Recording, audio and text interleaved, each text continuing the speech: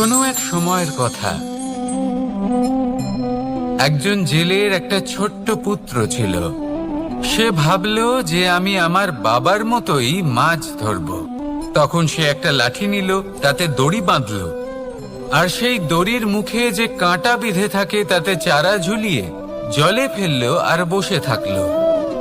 কিছু সময় পরে জলে একটি তরঙ্গ দেখা গেল। ও বুঝতে পারলো খুব বড় একটা মাছ ফাঁদে পড়েছে। ও বল প্রয়োগ করলো, সেটা টানার চেষ্টা করলো। মাছও বল প্রয়োগ করলো, আর শেষে যেটা হলো সেই দড়ি ছিঁড়ে গেল আর মাছ বেঁচে পালিয়ে গেল।